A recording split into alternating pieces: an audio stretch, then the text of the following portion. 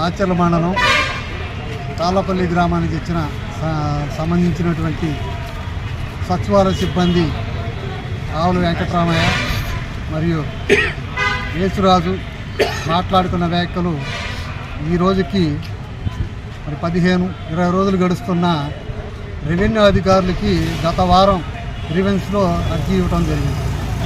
Revenue అధికారుల నిర్లక్ష్య వైఖరి స్పష్టంగా ఇక్కడ అవపడుతుంది. ఇక్కడ సోషల్ మీడియాలో వచ్చిన వాళ్ళకి అంటున్నట్టుగా ఇక్కడ తహసీల్దార్ గారు వ్యవహరిస్తున్నారు. గత వారంలో జరిగిన సోషల్ మీడియాలో మరి నేను తహసీల్దార్ గారికి వినతి పత్రం ఇవ్వడం జరిగింది. దానిలో చర్యలు తీసుకోమని చెప్పేసి అడగటం కూడా జరిగింది. ఈరోజు కూడా పై అధికారులు తెలియజేయకుండా తన వద్దనే పెట్టుకొని మరి ఈ ప్రజలకి ఏ సందేశాన్ని ఇస్తుందో తెలియదు. మాదిగలకి ఎస్సీ ఎస్టీ మండల అధ్యక్షుడు మన తహసీల్దార్ గారు మరి ఒక ఎస్సీ పైన ఈ రకంగా జరిగితే స్పందించకుండా వాళ్ళపై విచారించకుండా పై అధికారులు తెలియజేయకుండా మేము ఇచ్చినటువంటి వినతి పత్రాలని దగ్గరే పెట్టుకోవటం అంటే మరి మాదిగల పట్ల ఈ తహసీల్దార్ కూడా చిన్న చూపు చూస్తున్నారని చెప్పేసి అర్థమైపోతుంది.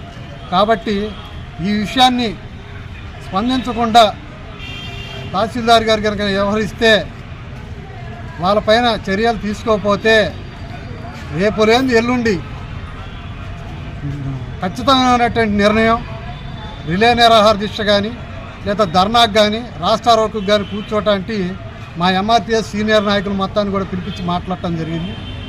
తహసీల్దార్ గారు కూడా నిర్లక్ష్యం ఒక ఎస్సీ ఎస్టీ అట్రాసిటీ కేసులకు సంబంధించి కూడా ఒక ఎస్సీ ఎస్టీలకి ఆయన మానిటరింగ్ కమిటీ అధ్యక్షురాలయ్యేది కూడా స్పందించకపోవటం, పై అధికారులు తెలియజేయకపోవటం, ఆ ఎస్సీ ఎస్టీలు పట్టించుకోలేదు. కాబట్టి వాళ్ళపైన కూడా కఠిన చర్యలు తీసుకొని వాళ్ళపైన కూడా ఎస్సీ ఎస్టీ కేసు నమోదు చేయాలని చెప్పేసి మేము డిమాండ్ చేస్తున్నాం.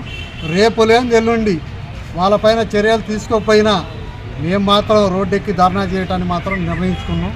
దీనికి మా జిల్లా నాయకులు, మా రాష్ట్ర నాయకులు, మరి అట్లాగే మా నియోజకవర్గ నాయకులు కూడా రేపు లేని ఎల్లుండి సంసిద్ధమవుతాం.